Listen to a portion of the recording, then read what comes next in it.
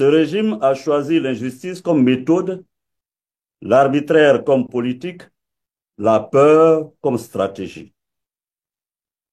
Nous avons choisi la résistance, la dignité et la fidélité au peuple. Depuis les combats héroïques de nos aînés pour la liberté, jamais, jamais le peuple ivoirien n'a plié devant l'injustice. Héritier de leur courage et de leur dignité, il ne saurait être question pour nous de reculer aujourd'hui devant l'arbitraire.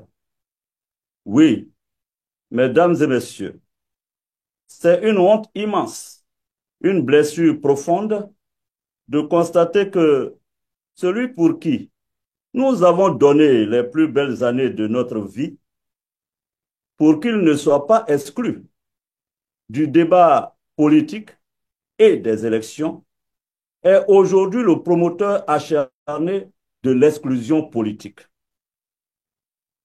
Chers compatriotes, il fallait que je sois encore en vie pour voir cela de mes propres yeux.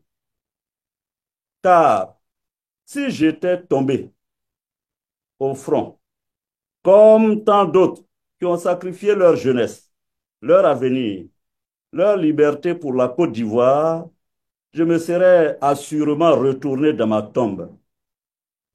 Désormais, le temps qu'il me reste à vivre sur la terre des hommes, je le consacrerai à combattre l'exclusion avec chaque parcelle de force que Dieu m'a donnée.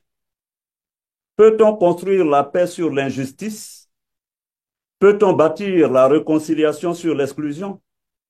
Peut-on prétendre à la stabilité en muselant la majorité du peuple? Non, 3 fois non. Car, comme le disait Martin Luther King, l'injustice commise quelque part est une menace pour la justice partout. Nous ne serons jamais les complices de l'injustice. Nous serons ses adversaires acharnés jusqu'à la victoire totale. Et je vous le dis, tant qu'il me restera une once d'énergie, je lutterai sans relâche contre l'injustice et l'arbitraire. Jamais je n'accepterai que l'oppression devienne la norme dans notre pays. Mon engagement est total et irrévocable, je vous le dis. C'est pourquoi, mesdames et messieurs, je vous